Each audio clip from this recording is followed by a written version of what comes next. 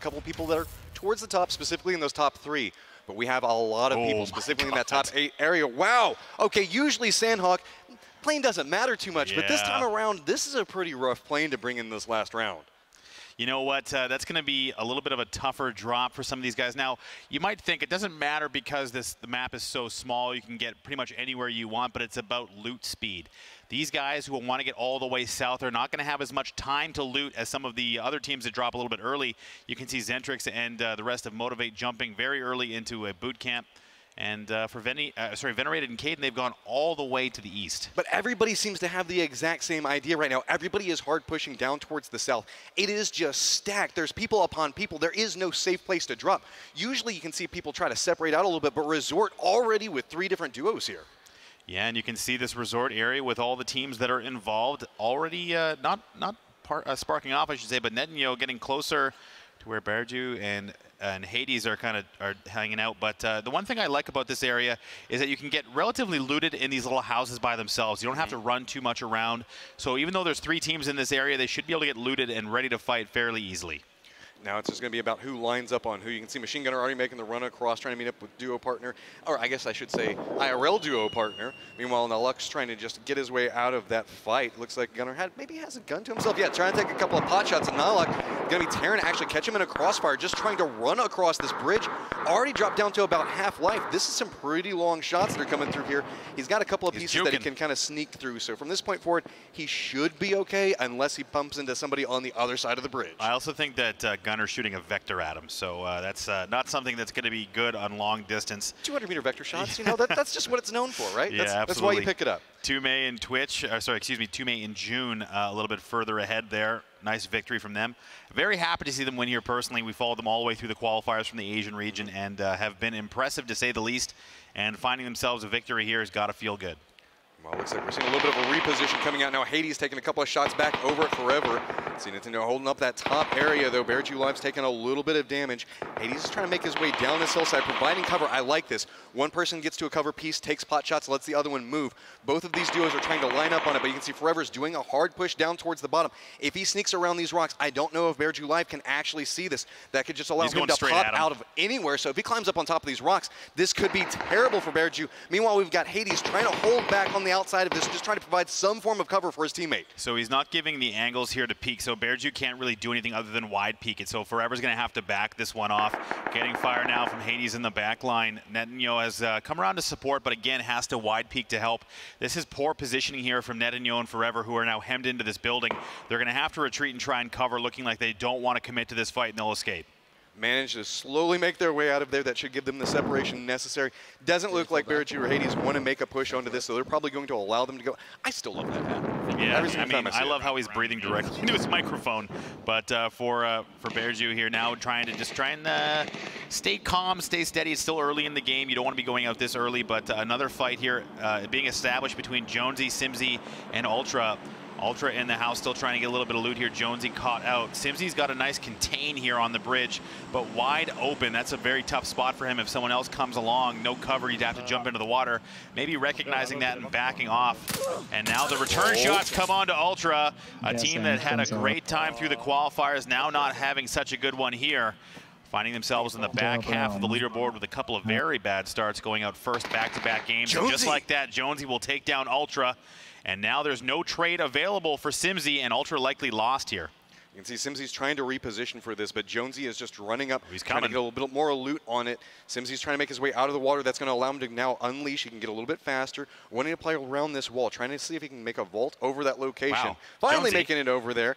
You can see Ultra Razor slowly beating out. This is kind of the bait. This is the risky point for it. He's already now given up this time and space that he had to finish off Ultra, and now just like that, he's going to try and have to finish off Simsy as well. So the one thing he's got to do is not take too much damage, but it's happening. He had to go and loot his down teammate, but that's left a lot of time and space for Simsy to press up. Now for Jonesy, he has to try and clutch this out. Already down below 50% health, only with the UMP. He's got the M4 in tow, and just like that, he throws that fight, unfortunately for Jonesy, and Simsy will save his teammate, and they will move forward. What a misplay there. At that point, he didn't have any helmets. He didn't have armor. No, he had to finish off Ultra and back off there really quickly. And you could tell the fact that he got a little bit hesitant on it, and that just allowed Simsy to reposition through water on top of that and making the swim over. Meanwhile, you can see we're getting a little bit more of the violence that we're expecting coming into a final round here. Nobody's going to leave anything on the table, but naturally we saw that Simsy of Doom Ultra Razor had a rough first 2 rounds. This could be their bounce back moment, but is it a little bit too late? And I mean, for this stage in the game, being 5 games in the 5th game, but it might be a little bit too late. But we saw, I think that was Papaya going down. Yep. All right. Papaya catching himself in a little bit of a crossfire between 2 duos you don't necessarily want to bump into. We've seen how strong that Ewan and Fluffins can be. Meanwhile, I got a little bit of a standoff with our previous round winners, kind of holding down one location. Meanwhile, we got Raylene and Pimp holding down the Ruins location. Ruins is such a risky place to loot in a competition like this. Love it. So looking here for June and 2 May. Again, from Korea, had a great qualifying round.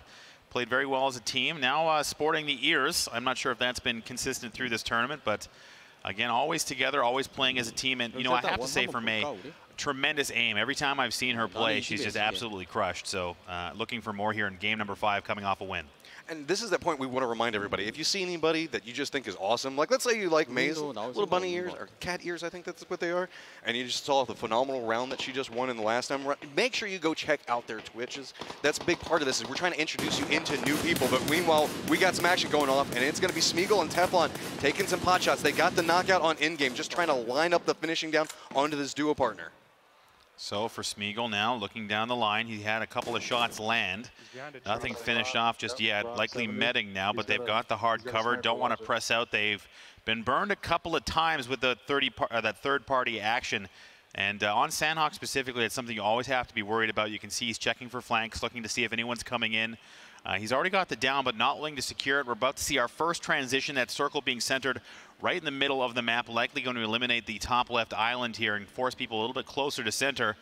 But for now, Match, I'm looking at the density of players. You can see mostly along that western side, along that plane path. Given the way that plane came down, there wasn't a lot of other options. You can see most people were playing around the center of that drop, so it's going to force a lot of people to go off the west. We talk about on a regular basis the confidence that you need to make some of these drops. You just have to feel like you can land and you can win the fight. And you can tell, due to this last round, a lot of people opted into a little bit more safety, but that means that all these transitions are going to be so rough. Master Nook and Godspeed moving along in the Pinon area. Always a focal point, but for now looking to just continue to loot, grab as many meds as possible. Smokes and meds, always a preference for these pro players who they know that ammo is easy to replace, but meds and vests, etc., they have to protect. And I think they're probably just trying to bolster their ammo here, or sorry, excuse me, their meds, the exact opposite of what I just said. But the crate coming down, actually a little bit of a gift here for them, so that'll be helpful. Now the question comes down to, do Godspeed and Master Nook go for it? Are they aware of Archie's positioning at the time? Because he does have a little bit of angle on it. So if they go for this, Master Nook looks like he is going to opt into it. Godspeed looks like he's providing a little bit of cover. They seem to have a rough idea on where he's at. Master Nook trying to play the hill, kind of crest back behind it, so that way Archie doesn't have a free shot onto him. And looks like he should be able to get this crate fairly easily. I would the crate smoke will also play a factor here. He's smartly using the crate as cover. He's got Godspeed on the reverse angle, using the crate for the forward angle. So he's going to grab that loot relatively easy, make himself away, and no harm, no foul there for him. Master Nook should be able to easily make it back over there like you're talking about. We can see that circle is still up and around this area. With Pinon being an active point inside of the circle, it means a couple of people might opt into making their way down to this location, specifically playing the outer walls or the hills. There's so many buildings and nice terrain points, like all the rocks that you can play along. Specifically that hill that we're looking at off in the distance now. You can make a lot of nice plays in that location, and really a lot of duos can kind of be supported inside of that spot. Here we are in Pinon. And now we're back at the Ruins. So looking at Raylene and Pimp's position here in the Ruins proper, you can see that when these circles center up like this, especially now, now we're moving into the second phase, I think that now that we're kind of getting across these rivers, this main island is going to become more of a hot spot. You can see that center density area. A lot of players have chosen that center spot to try and ride out the circles. Now you're going to get a lot of map pressure along that southwestern side as teams try and push across where Pinon is. And this is where the game starts to pick up pace. People start to die. Rotations become a lot more difficult. We're going to have to see Zentrix probably make his way over towards D-Treats and Duo Partner over there. We have Terran Machine Gunner as well as Carlino's Troll over there. A lot of these people are going to have to condense down specifically along the western part of that safe zone, making their way over to the southwestern island. So we could see a couple of little bridge camps that could kick off. Looks like Wacky Jackie's kind of got his eyes spying over towards that bridge right now. It's going to be Sacral and Break. I think that they might opt into swing across. I think they're a little bit further back and don't feel like they want to make the cross directly on the bridge, which is a smart call at the direct time. Absolutely, and I mean, crossing this river is going to be a factor for a lot of these teams as the rivers are still in play. You don't want to cross them more than once. Sacral and Break likely going to try and get across into the zone. And in speaking to Break, he did correct me. It's actually only his 41st birthday, so apologies to Break, but still a happy birthday nonetheless. All right, we got Wacky Jackie and Spreezy over here holding down this location. Did they actually see Sacral? No, it doesn't look like it because they're still caught up in that bridge camp. They might be able to see Break now as it looks like Spreezy is looking in that general vicinity. But with this, they are kind of holding down that southern part of the circle. So even the Sacral and Break do cross over. They're going to probably have to contend unless they do a long sweep out and around. But that tends to be Sacral and Break's style. They don't like to encroach on a directed path. They'll opt into it, trying to play on the edge as long as they can until they're forced to come in. Rotation's so difficult here, and again, the rivers are always a factor. They want to come around. Looks like they're calling out that cave area, moved more towards that direction. For Scurry and D-Treats, they're actually looks like they've got Xentrix and Blazin hemmed in on the bridge. This is a position that we saw Envious use against Shroud in the previous games, where they have the circle and they have the zone, and there's no way for them to get off this bridge. So Xentrix is basically trapped. Blazin unresable, unless he tries to go under the bridge, but it looks like Scurry wants to grab that angle on the low side, anticipating someone's going to jump off the bridge. So if they're very lucky, they can get the res, but Scurry is playing security here. He wants to get that nade in. That looks Is that going to connect? Actually. That's going to be right over next to him. It was out of line of sight, missed it on the obs there, but you can see that the nades are landing around that water. Likely they're behind the bridge pillar, and that means those nades are going to be ineffective. So for now, Scurry, while holding security, allowed Blazin to get res, Xentrix to get meted up, and they don't have a lot to travel here from the play zone, but they could get away from this team, and it looks like Scurry's going to back off. They know the new circle has pops. So it looks like they're going to go for a reposition on that. We can see Tumai and June already making a little bit of a move around. We can still see Raylene and Pimp kind of being forced to hold down inside that ruins location because it's really hard to make their way out of. While it does have a lot of loot, if you end up having to fight anybody around it, it's kind of hard. But then if you actually have to leave that location while anybody has eyes on you, just trying to leave around, there's just wide out in the open. It's very, very risky. Ewan and Fuffins having a great run so far. Couple of great placements there for them. Back to Simsy and Ultra, now rezzed up, got a couple of kills as well. Lucid getting taken out completely, and now they have the ability to grab some extra loot. That's one of the big factors, and specifically in this map. With as many times as you get caught in all these little skirmishes, if you get a couple of early kills, you can get so much more extra ammo, meds. It's whenever you get those late game kills after everybody's already burned through all of their utility, that's where you start having a diminishment in worth of kill. So when it comes to getting that loot, it's always better to have someone do it for you, and in killing those players, they've picked up a lot extra. Now, looking at the map, the way the circle has shrunk, it looks like the river is going to continue to play a factor on that western side. So now the pressure around Painan is going to continue to increase as you have almost, I would say, 10 teams on that western side who are going to press in with not a lot of real estate and having to cross the river, because imagine that next circle is going to be across to the main island, and it's going to cause a lot of issues on this western side. I'm kind of curious if anybody's going to post up on that western part of the main island, so that way they can kind of catch anybody that's going to go for the swim across. There are so many free points just sitting there waiting to be had. As you know, most of these guys are going to have to, sure, they might get to the safe zone, but most likely the new circle is going to pop over towards the main island, and they're going to have to cross. So could net a couple of kills off of swimmers trying to make their way into the new safe zone. Smeagol looking around. Wacky Jackie focused, looking to the edge of the zone. Now with the circle closing, this is what you want to be doing on this map, making sure no one coming in behind you. They have the zone. They also have hard cover. This is a terrific spot for Spreezy and Jackie to hold. Now I think the issue with this team, at least today, is how they're unable to get any fights on their terms. They have good position and good movement, but when it comes to getting into those actual team fights, it just hasn't been working out.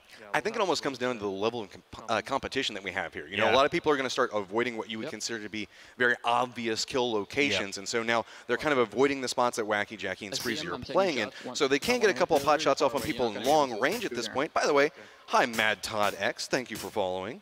So taking a couple of pot shots off Wacky Jacky. He's trying to get something off of that, but even off of just taking those shots, it's going to force whoever it was to kind of go into a slower rotation. Oh my God! Nice shots just executed Pimp, and now Raleen is in trouble as well. Actually, NA Luck jumps out. He's the third party, and they'll turn on him. He got the kill, but he's not out of the woods yet. A lot of pressure coming from June and Tume, and NA Luck has got a grenade at the ready, and it will not get it out in time as Tume will turn on him. Did steal a kill, but June and Tume will dispatch him easily. No teammate in sight for NA Luck, so a little bit of NA Luck there for him. We did see that off in the distance on that Fink Wing that's in there. Oh, little joke there for you. No. Bringing it in, we can see we do have Bearju Live and Hades that are holding down low location inside of boot camp. Skipinho on the roof, running around, trying to get into the blue zone. Goes back into the blue, maybe going to go for a little bit of a sneaky play, jumping back down behind them. I think he's just looking to see if there's anyone down below him, but he can hear the footsteps for sure, but he does not know because this school boot camp building is so complex, has so many ups and downs, ins and outs, lots of angles as well, which I think is what makes this building so complicated, is that there's windows and angles that you can't even anticipate. You can't be too lax when running around in there, but for Hades and Bearju, they're just opting to let this circle start to move, and they're now getting the zone on Skipinho, who's maybe waited a little bit too long, but doesn't have the man advantage. But Bearju and Hades are going to cross ahead of him, and that's going to be hard for him. Well, coming over here with Sacriel in transition. You can see that PNDs was holding down and just got the kills onto June and May, so that's going to be down and out for our last round winners. Penguin just being very patient. So I'm holding down this location earlier, just kind of keeping an eye on what's happening, but hasn't made a move as of yet. While Pack Effect holding down this location, kind of hiding out right next to Ultra Razor and Simsy of Doom, living the bush life at this point. Yeah, there's not much he can do. He's in the zone, and that's all you can really hope for when you're by yourself. And very quickly, we've moved through phase number 4, entering closely now to phase number 5. Checking in on Cigarettes and Neotica, they've now run down the hill off this ridge near the end of the blue.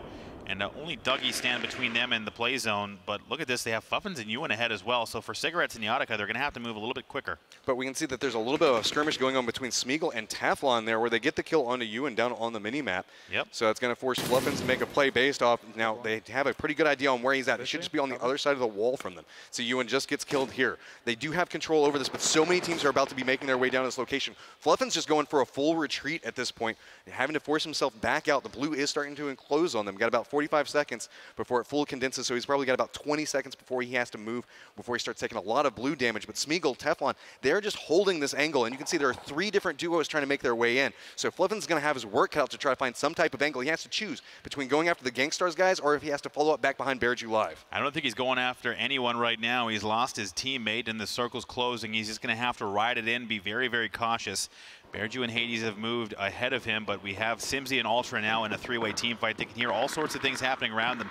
D-Treat's on that northeastern side of your screen there, now moving around, taking fights as best they can. And it looks like there's going to be another flank here coming out. They're just waiting for this building to see if they can spot anybody, but not a lot of info here on this view. They've got a little bit of an angle that they can make some type of play off of. New circle does pop. It's going to move back down. It seems like this might be where a little bit of the conversation was happening. As you can see that Sacriel is posted up. You can hear a lot of cheers going down inside the player area. People getting a little hype. I have no idea where any of the other players are. So at this stage, we're just kind of watching to see what happens on these POVs. But for Spreezy and Wacky Jacky, getting this res up is going to be very important. You can see how dense that Pinon area is. That's where you can see Sacriel and Break at the very south side, trying to clean up these rotating teams. But this western side, this is what we were talking about.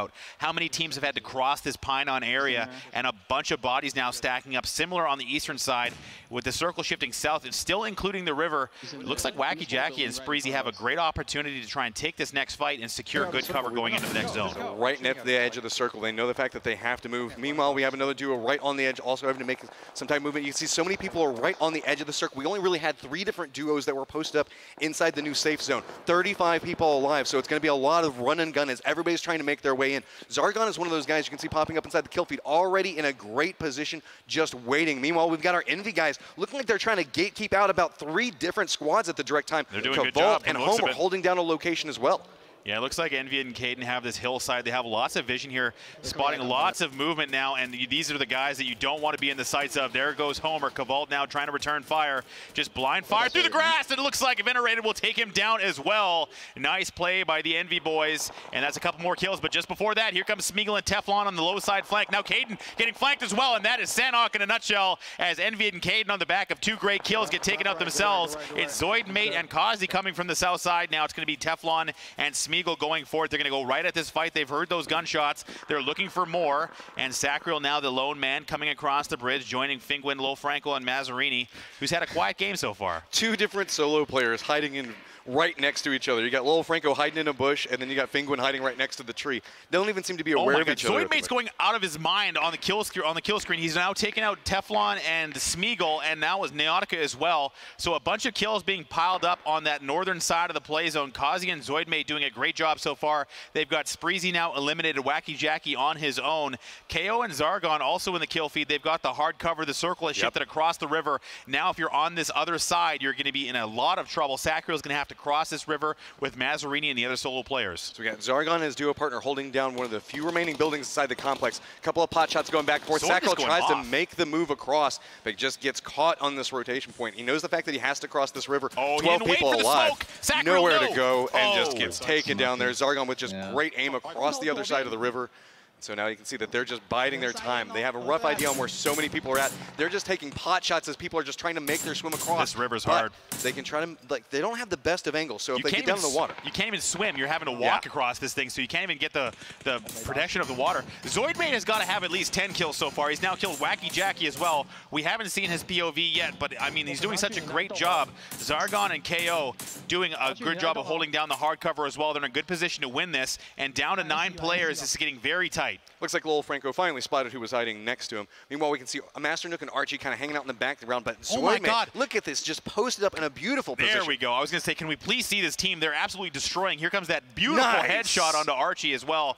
So now this is going to be a ton of kills for this team who have had a good tournament so far. They had a great day number 2, and this game has been out of their minds. They have a beautiful position over here. They're just making play after play. They have a rough idea on where everybody is, and they just keep taking shots at anybody that tries to move. New circle has popped, and it's just below them. You can see that Zargon's going to finally have to move out of this location. Blazin is kind of holding out right next to him and could pop up and do a little bit of damage, but he has been so sneaky, just holding that location. A little bit of a peek battle going back and forth. As you can see, just hard peeking this. Yeah, long peek on that one. Got to be careful. You've been doing well so far, but you cannot hold these long peaks. You'll get punished from those houses below you. They're looking down that way, but they want to clear out this area as best they can. They have to know that there's going to be more down there. Masternook getting taken out by a nice grenade by Zoidmate. Again, another kill for him. KO and Zargon on the low side, throwing smokes out now, getting ready to move. But before you know it, they have a Blazin who snuck on behind them as well. So this is going to be a big issue for them if they don't know where he is. A Blazin just hiding out right now. The solo player. There are 2 duos in him remaining. And see that the duos are starting to come in contact with each other. Zargon's off in the distance. A Blazin's about to have to move as the circle is starting to encroach on him. He could going to slow crawl. If he pops up, he's going to see Cozy. He does get the down onto that. Looking back over there, instant finishes it off. So that drops us into 1 duo still up and active, 2 solo players. So we can see a Blazin kind of posting up. Let's see. There's the crawl. We're going to watch him kill Kazi now, or Zoidmate. Yeah, Kazi it was. Gets the kill onto that. Did he get the other one? No, he did not. Nope. So he's right next to Blazin. Zoidmate luckily on the other side of the hill, and now it's a 2v1v1 situation. KO and Zargon throwing nades up the hill, trying to fish with dynamite here. And now they've proned out. They don't have the angle to approach this thing. They're not aware of who's left. They're not sure if there's another player or if it's a duo or what. But for Zargon and KO, they want to finish this off as quickly as possible. The closer they wait for the circle to come, the advantage they're going to lose. Well, they're going to have to move forward. It looks like everybody's going to have to creep forward just a touch, and there is near on no cover inside of this. So a little bit of a peek going back and forth. I think everybody else is kind of ducked down, hiding in the grass at this point, so they have the angles to get a little bit more information. Gets a nice shot onto a Blazin, takes him down. They now know they have the 2v1. They're starting to come alive, get a little bit more information, feeding that back and forth between them, just trying to line up the shots. Zargon got down, so we are now in a 1v1, just bravely stepping forward, has a general idea on where he's at, just trying to line this up so you can see the smokes come out. Is it a bait smoke? Is he inside of it? Shots off to the side of it, and Zoidmate kills this round. Amazing game from him, 9 total kills. Great job from Zoidmate, and Kazi played an excellent game the whole way through. And for him, what a game. I mean, that was a very active presence there all along that southern side, and they grabbed that one in game number 5. Got to feel good here in the last day. I got to know how many kills this guy got that round. It was ridiculous.